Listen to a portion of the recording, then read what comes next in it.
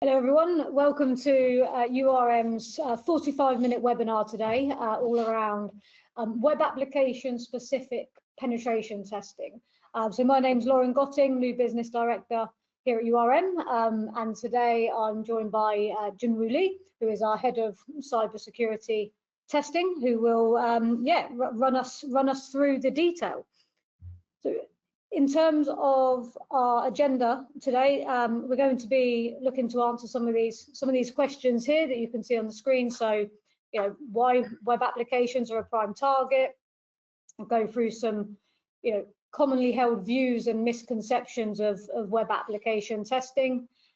Discuss some of the benefits of having regular testing conducted and how testing can, support the business to have a stronger security posture overall. So, as ever with our webinars, please, we welcome questions. We'll have some time for some questions at the end. So, throughout, if you've got anything you want to ask, please pop your questions into the question box, which is on the Go-To webinar panel. At the end of the session, we do have an offer for all attendees, so stick around to see that at the end. And lastly, we will ask you to complete the feedback form as well. Before we dive in, just to give everyone a bit of a background of URM for those that are new. So we've been operating and supporting our clients for 20 years, so it's our 20-year anniversary. And we're talking cyber today. Obviously, we run a number of cyber services, pen testing, Cyber Essentials, Cyber Essentials Plus, but we offer a real holistic approach. So we also have our governance, risk and compliance team supporting our clients through ISO projects, GDPR compliance, PCI DSS, to name a few of the subjects we get involved with. And what really sets us apart from the crowd is the passion within our team. So everyone at URM, from back office to client-focused consultants, we really want to support our clients to be more secure, achieve their goals, and do it in a pragmatic, balanced way. URM's team of experts have worked both sides of the fence, so have been operationally active in organizations doing their roles. So as a consultant can bring some really good real-world experience to our clients and their projects. So that's URM. I'll hand over to Jun, who can tell you a little bit more about his background and his credentials. Yes, hello everyone. So I'm Juno. I'm the head of the cybersecurity testing here at URM. I've been involved in information security since 2010, and here are some individual and companies accreditation we held, such as OSCP, CRTO, CREST accreditations, and especially for pen testing, but especially for web applications and mobile applications, which are quite relevant for this webinar today. Very relevant. Brilliant. Thank you, Jun. So we're going to start by talking about why web applications are targeted. But before we do, Jun, can you maybe just define what you consider a web application to be? Yes. So web applications are mainly softwares that run on a remote server that can be accessed by a browser. So when you access, for example, a website or an e-commerce application, those are all web applications that organizations can develop and expose to their clients, maybe because they want to share some information or they want their clients to, have some services they offer, right? They can be simple as marketing websites. They can be also very complex, like CRM, where you manage all your customer data and appointments and all those details, or it can be anything that manages your user subscriptions, memberships, or health data, or insurance data, whatever. Yeah. Brilliant. Thank you, Jun. Okay, so why are they prime targets then? Yeah, as we said, web application contain a lot of data, first of all. So, and that data can be very valuable for cyber criminals as well for your customers. Those include personally identifiable data, health data, financial data, and generally data that are private and that you don't want everybody to know about. Also, this web application contains more often than not credentials for to log into those applications, and those credentials can also be valuable targets for criminals because they can possibly be reused somewhere else. And then obviously web applications are typically meant to be exposed and publicly accessible because you want to offer this service and that information to your clients. And obviously, if you put anything on the internet, it can become just because they're accessible, they become a target. This web application, as we said, can be also quite complex, and with greater complexity comes a larger attack surface. These applications can have multiple pages, which means they have multiple input areas, parameters that are submitted by these browsers to your web server. And each of these kind of input points can be targets for attackers because they can lead to vulnerabilities. So, and this complexity doesn't come only comes also in the form of technology stack. Nowadays, there are a lot of dependency. You use a certain web stack with a certain database, a lot of other JavaScript libraries. There's so many dependencies that this also creates complexity in managing all that because you have to keep on top of all this technology to keep them updated and patched because vulnerabilities are identified on a daily basis, and they're also patched very frequently, but you need to apply those patches to stay secure. And these applications sometimes are hosted on internal networks, so they can also become potentially an entry point into your corporate network. A question on that one, Jun. So I know you mentioned publicly accessible web applications. Some clients have like internal applications. Can they still be tested? Do they still have their weaknesses, even if they're only used internally? Yes, of course, yeah. So obviously nowadays the concept that only publicly exposed assets are in need of protection is kind of outdated. With all the we know that one of the main ways to get access to an internal network, for example, is by phishing or by just physically getting into the network. So there are, or even the threat actors doesn't need to be external. Internal employees can be also they can be disgruntled. They have they may have been laid off by the company and have something against their own company. So definitely internal web application, they can also be target of attackers because attackers can be anyone that uses or has access to that application. Yeah, no, that makes sense. I hadn't really thought of it that way in terms of the disgruntled employees. Brilliant, thanks, Jun. So it sounds like, web applications, a lot of moving parts. There's a lot that goes into a web app, hence why they are prime targets. Okay, so in terms of web app testing, what exactly is web application testing? What do you do? So yeah, basically the definition of a web application test, we could say it's a controlled simulation of a cyber attack against a web application with the objective to find security vulnerabilities, issues before a real attacker could actually find them and exploit them to their advantage. And by that, they would be able to, for example, exploit that to affect the confidentiality, integrity, and availability of the data that is stored or processed by the application. And in terms of scope, typically what's included in a web application, that typically includes, the answer is it depends, but generally it can include all the functionalities offered by the web application. When you say functionalities, could that be running reports, uploading information into a web app? Yeah, exactly. So whatever your application does, maybe it's a timesheet application, so you just log the time of your employee, or it's an application that allows somebody to submit certain files, upload files, because they need to demonstrate, I don't know, there could be some documents. Make payments? Make payments as well. So if it's an e-commerce application, you can buy products, pay for those. So any kind of functionality and, let's say, workflow that you offer to your customers and the users of your application can be included in a penetration test.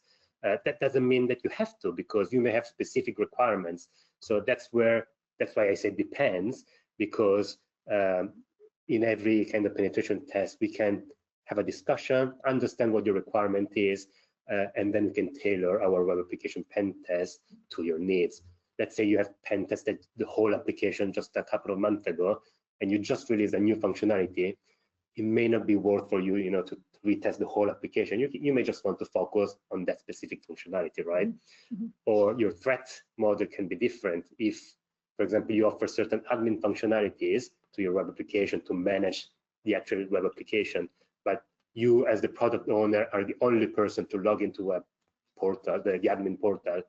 Does it really make sense, or is it worth for you spending the money to test from a perspective of a malicious admin? Because that's only you, right? But on the other hand, if you allow your clients to manage their web application and you give them some client admin credentials, is it worth testing it from a malicious client admin? Is that where privilege escalation comes into testing? Yes, so it's about privilege escalation, but if you, for example, if your application is multi-tenanted, so you offer the same application to multiple organizations, you don't want the admin of organization A to be able to access data of organization B just because they are admins of their organization, right? So you also need to check those kind of accesses. So does it make sense to test from a malicious client admin perspective? Probably yes, but then again, it depends on your specific requirements, and obviously that's something we always discuss with our clients, because in the end, it's the aim of the pen test is for you to achieve your security objectives in terms of your products, your web application product. Yeah, brilliant. And then Jun, the difference between vulnerability scanning and pen testing. So how does that differ on a web app perspective? So I think it's much more different on a web app than in a standard infrastructure, mostly because that complexity of the web applications. And we include, let's say, those automated pen tests into the vulnerability scanning category, mostly because it's the understanding of the workflow behind the application that is difficult to understand and attack from an automated tool perspective, because it's the context. For example, it's difficult for an automated scan to understand that having access to page 11 is correct or not, because page 11 could be your, for example, user profile page. You're just looking at your information, but page 11 could be another client admin's user information page. So depending on what you're looking at, that can be a security issue or not. And automated tools, for automated tools, it's very difficult to get the context around, okay, I have access to this page, but is this good or not? Or I have access this page before that other page. Is that supposed to happen or not? Like business logic things, it's very difficult for automated tools to understand those. And so that's where the human-led, what the pen test brings, that human that's the main difference between the vulnerability scan and the human interaction, human-led pen test, because that's where the difficulty of a web application pen test is, and that's why we spend, I think, around 80% of the time doing manual checks rather than automated scans during our pen tests. Brilliant. And during the last point here, types of testing, do they vary web app to web app, or? So yeah, I mean, in types of testing can be different. It can mean different things. So it can be, for example, a web application test, which can be a type, or an API test, because now modern kind of web application rely more on APIs rather than traditional web technologies. But can also mean a difference between white box, gray box, or black box testing. Right. So depending on what you mean by type, we can have different types of testing, and can be also like authenticated versus unauthenticated testing. So there are different ways of defining types, but yeah, those are all different approaches that you can have on web application testing. You can give certain type of access to the tester, you can give no access at all, you can give more information about the application, and there are different shades of, so if you talk about black and white box testing, there are different shades of gray as well. You can give them certain amount of access, but not to certain areas, or you can give up to like white box testing, you give them also the source code to analyze, or it can be obviously very black and say, this is the URL, see what you can do, right? Yeah. So just go nuts. Yeah. Okay, no, that makes sense. Brilliant. Thank you very much, Jun. So we're going to look at next. We're going to look at some commonly held views and misconceptions. So I'm quite excited to dive into these because I know we get a lot of queries and a lot of questions that we're going to cover off here. So, Jun, what do we hear? So yeah, so I guess the main objective is to kind of give our view on what's the best way to approach a web application pen test to get the most value out of it, right? Because in the end, pen tests are expensive, and sometimes you have to pay this money, but you want to get the most out of it if you have to spend them, right? And sometimes we ask the questions to try to get that value to you, and we had some cases where the product owner, the organization looking for the pen test tells us, well, you're the hacker, so why do I have to give you credentials? Can't you just hack your way into it and test after that? Would that be different though, depending on the black box, white box test? Yes, exactly. Yeah. So, but that typically happens at the initial phase of the conversation where we kind of try to define, and we're fine with that approach if that's what they're sure they want. Yeah. But again, typically when you want to make your application more secure, you want to find as many vulnerabilities as possible in the time you give to your pen testers. So, for example, if we've had, for example, a case where a client was saying, well, I do expose the admin login page, but I hidden that behind an obscure URL. So I want to see if you can find it rather than me telling you where it is. So what's wrong about this approach? So first of all, the problem is that you're assuming that if a pen tester can't find that page within the small number of days they have, then a real attacker won't be able to find it within a limited time. Unlimited, yeah. Which is obviously a flawed assumption, because given enough time and motivation, it's always possible to find a publicly available resource because it's discoverable, right? And the other problem of this approach is that if the page is not found in the limited time, it's not going to be tested. So if there are vulnerabilities, yeah, you may not be able to identify them before somebody else's does. Yeah. So you've paid the money for somebody to spend time searching for it rather than testing it. Yes. So okay, yeah. And the value you get by searching and eventually maybe finding it at the end of the test, or knowing where it is and actually testing if it's vulnerable to authentication bypass, SQL injection, cross-site scripting, or any kind of vulnerability that actually has an impact. We believe that you get much more value in the same number of days or with the same budget by actually testing it rather than hiding behind what is called like security by obscurity. So by hiding it behind some obscure URL. Yeah. So and this is kind of the same for other parts of the application. So we believe that to get the most out of your pen test, you want the tester to find as much as possible in the time they have.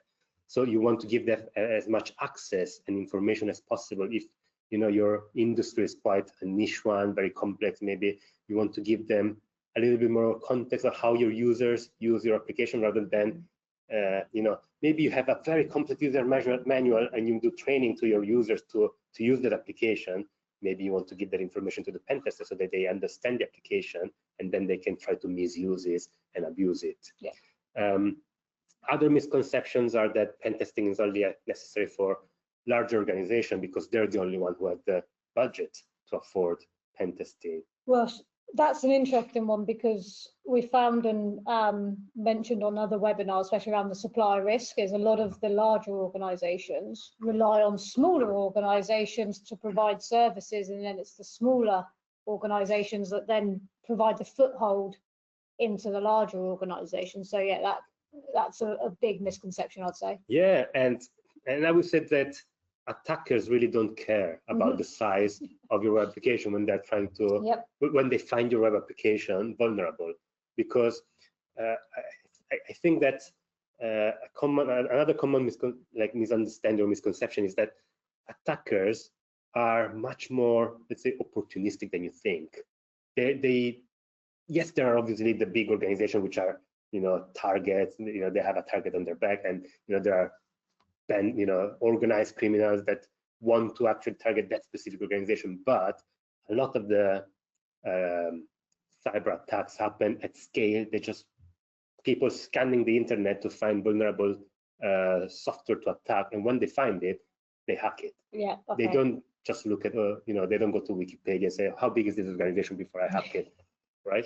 So it doesn't really matter how big you are. Yeah. If you expose a vulnerable application, it will be exploited sooner or later. So, and if, obviously, if budget is a concern, I would recommend speaking with your pen test provider, because they will be able to recommend a solution that maximizes the value you have, that you can get from a pen test or a security review of your web application within your budget limits. So another kind of misconception, especially from the organization that they're trying to get their first pen test of their web application, is, should I test in production? Because obviously that's the one that goes to my clients. So they believe that the web application test should be done only on the production environment. Sorry, Jim, by that you mean like a live system? So yeah, the one that in use. Yeah, the actual system that it's used is right. in use, and your clients are actually using at the moment. Okay. So and I think so this is another kind of common misconception in kind of multiple ways, because one is that the belief that the testing should happen only at one specific time, which is just before or in production, is kind of it's not always the best solution, because ideally you want testing to happen before the application actually is being used by your clients and it's in production, right? So you want to make sure that when it's in production, you already have fixed all your security issues. So ideally that should happen before. And on another kind of way this can be a misconception is that testing in production is not the only way to make sure that the actual product you ship to your clients is secure. And because penetration testing is, as we said, a simulation of attack to test the confidentiality, integrity, and availability of the data, that means that the attack will try to read, so access, but also to change and also to delete some of the data that it contains, because you have to try to modify or delete the data to be able to say, well, it was not possible because your application correctly blocked it. Yeah. But if it doesn't, then the test, may change or the status or modify certain data or delete certain data, because we have to try that. So obviously there are ways to do that in production in a safe way, but we generally recommend testing in an environment that is like UAT or staging, because in that way, a test that is, that is supposed to try this type of attacks cannot cause any disruption in production. It's safer, yep. And it's easier to roll back to a previous state, and then the tester can also be less, let's say, worried about causing issues, and they can maximize the tests they can do. You mean they can run wild in a different environment? Yeah. Yeah. So it's always done in a responsible way. Yeah. So you're not gonna try to cause denial of service of any sort, but testing in production can be slower because of, you have to be more careful. Yeah. And as another kind of misconception or tendency, or questions we get is that automated tools can, replace human expertise. And as we said before, talking about vulnerability scanning and tests, there are things that it really isn't, especially in web application where human context is very important. Mm-hmm. The one that really I think is quite interesting, and I don't understand 100%, is why a clean report is a bad thing, Jim. So that's kind of more of a provocative thing, but obviously everybody's aiming to get a clean report, because that means that your application is secure, right? But what we want to say is that you get I guess what we want to say is that your objective when approaching a pen test provider is not to try to hide things so that you're able to get away with a clean report. And basically, you shouldn't try to just, it's not an exam, basically. What we mean is that you're not passing or failing a pen test. The pen test should be seen more as a help to identify and improve your security posture. So you actually want the pen tester to find as much as possible. And we go back to give them as much access and much information as possible, because we'll help you get the clean report, right? Because we'll identify the issues, we'll tell you about those, we'll give you a recommendation to fix those. And for example, URM as part of our offer, we also offer a free retest of any kind of critical and high severity vulnerabilities to actually make sure that your security posture improves, because we tell you this is insecure, you apply the fix that you think remediate the issue, and we'll make sure that we'll give you the assurance that the fix is implemented, it's actually fixing it.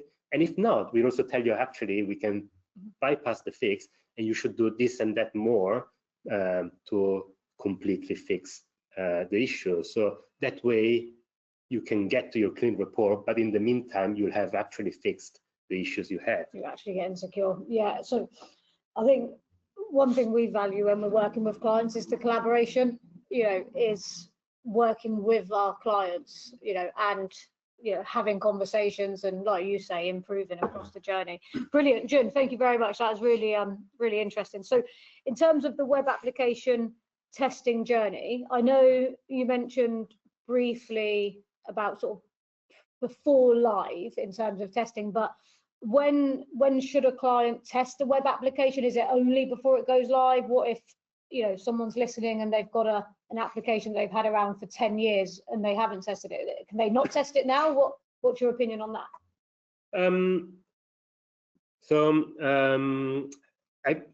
the web applications can be tested anytime, really. So if they've been having an application live for 10 years and they haven't tested it, probably they should test it now. Yeah. Because that's been quite a long time and it's probably an old application and they should probably test it. But you don't have to wait just before production. You can test. Obviously, it depends on your budget, because we are in not everybody has an unlimited budget, but ideally you should test as you go. You can test. It doesn't have to be also like a full pen test. You can do like in the philosophy of shifting left, you can do like micro pen tests of specific functionality once you've developed them and integrate more into your software development life cycle. So if you want, you can find a partner that is happy to kind of be more part of your team to more cyclically test your code as you develop it. But generally speaking, I would say don't wait until you've already shipped in production if you haven't tested it before.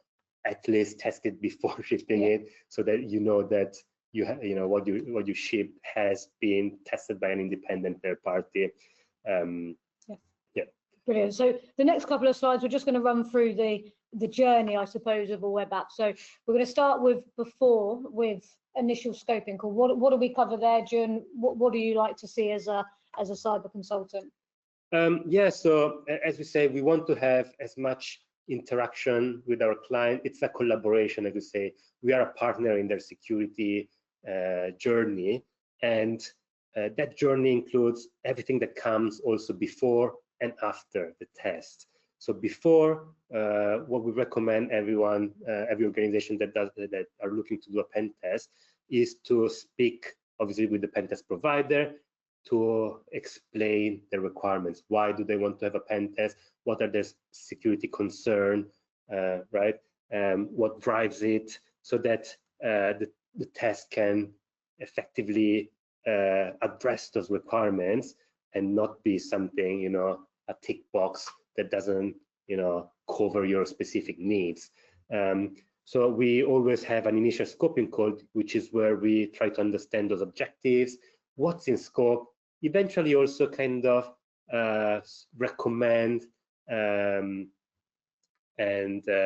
provide a little bit more additional input that of threats or attack surfaces that they may have not considered, right? Because you may have, if the requirement is effectively to identify ways threat actor could compromise the data stored in your application.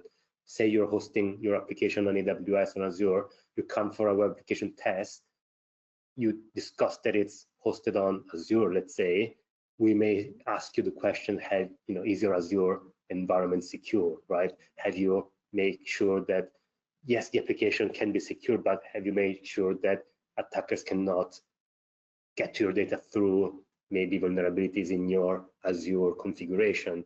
So we can give that more holistic kind of view, which may not be part of your requirement, but it's something we can obviously discuss.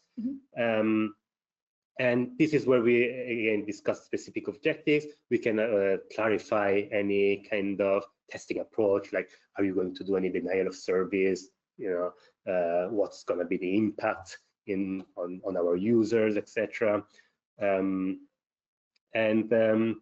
And before the test, once we agree to deliver the test for you, there's also like the whole preparation of the prerequisites, like what access you need to give us, what documentation you need to provide so that we can give you the best outcome possible. That can be API documentation if your application uses APIs in the backend. It can be credentials to the different roles. This is mostly because pen tests we have limited time in the end to deliver the pen test, and we don't want to use the time troubleshooting, for example, the access. Maybe you give us the wrong credentials, or you need a VPN access to get your internal web application. And we want to make sure that we are ready to maximize the test we can give you during the assessment. Yeah, and just check it all and make sure we're ready to go. Okay, so we've done the before test. We've now run this is the during test. What do we do during the test? So during the test is where we identify the vulnerabilities and try to evaluate the impact of them. So this is where the testers follow our testing methodology, which is typically based on standard industry recognized methodologies such as the OWASP for in this case for web application. And we look at everything in terms of information gathering. What is your software stack? What do you leak in terms of technical information?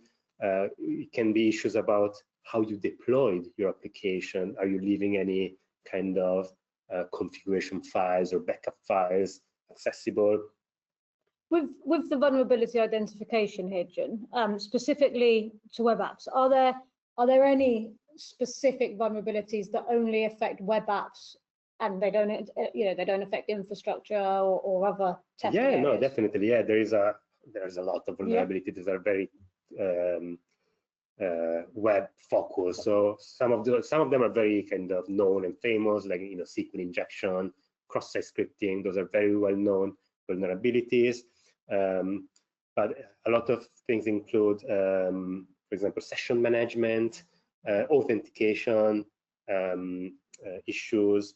Authorization is another big thing. So if I'm authenticated as user A, can I get access to data of user B? So does the application checks that, or the API checks that correctly? Yeah, that could be critical as well in some applications. Yeah, brilliant. Right, so we've done the test. You found all your vulnerabilities. What's next? That's where we then wrap up and provide you the report, which is our deliverable, and it's where we give you an overview of the security status of your web application and a clear explanation of the findings.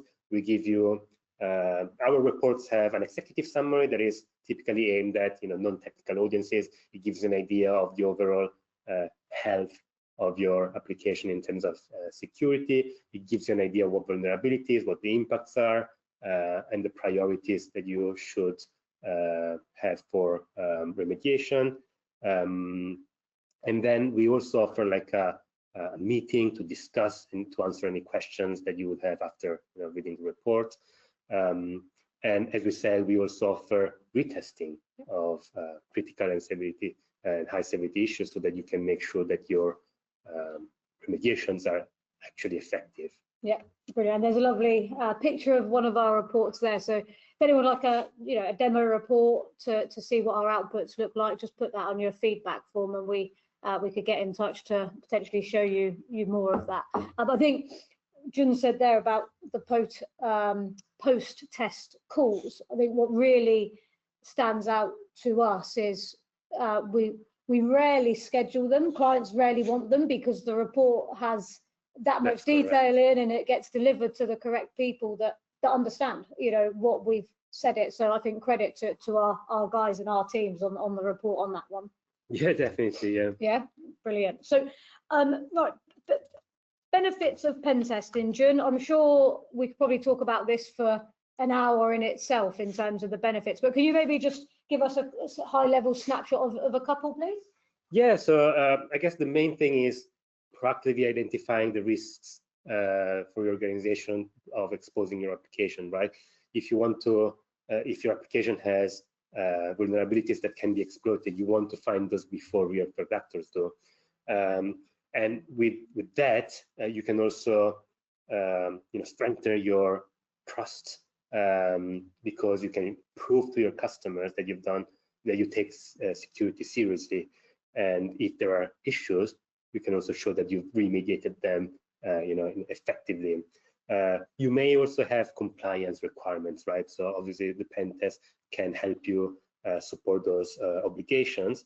And in the end, although pen testing can be seen as an expensive activity, it's still much lower than the cost of a breach, because apart from the financial loss that you can have as a direct impact of a breach, there's also all sorts of other costs related to a breach in terms of reputation or even organization, in terms of the well-being of your employees, etc. So there's a lot of unseen, indirect impact in a breach that can be avoided if you look at security effectively. Yeah, absolutely on that one. And the compliance one, PCI comes to mind with pen testing and compliance programs. Yeah, definitely. Yeah. That's part of that's a requirement from PCI, for example. Yeah, brilliant. Thank you very much, Jun. And we're coming towards the end now. So in terms of pen testing, how can it be used to really develop a strong security position within a business? Yeah, so again, because you've identified the security issues that are most impactful for your organization, and because the pen test report should have actionable recommendations to fix them, that obviously helps you effectively secure and strengthen the security posture of your organization. And regular pen tests can also ignite that continuous improvement process within your development team, which is at the core of a number of other security frameworks, such as the ISO 27001, etc. So that because you may not have the resources to fix everything at the first pen test round, and also vulnerabilities evolve and new vulnerabilities are always discovered every day. So that kind of gives you that continuous improvement that every with time gets you in a better position in the long term. And building a culture of security awareness, not only for the development team and the security team, but also for the product owners or the project manager, right, or the business owners, because they may be more focused on the the business side of the solution you offer, but having this pen test can also give them more awareness of the impact of security issues and to be more security focused. Yeah. Sometimes it can be very kind of eye-opening to see what can be done exploiting certain vulnerabilities. Yeah, fantastic, brilliant. Thank you very much, Jun. So we've had some questions come in. I'm mindful of the time, so we may not get to them all, but I'll ping a couple over your way, Jun. So one question we've had in here is, how much overlap is there with bug bounty programs, and do you need to have both? Good question. So obviously they're both application layer testing, so there is obviously an overlap. So I would say that typically commercial, let's say, penetration test packages follow a more structured approach, and typically if you go with recognized and accredited pen test organization, they will cover a wide range of vulnerabilities that don't only cover the most impactful and the more let's say exploitable ones, but will also help you harden your system in ways that they cannot be chained in the future to create those impacts. So while bug bounties typically, because of their payment structure, if bug bounties typically only focus on specific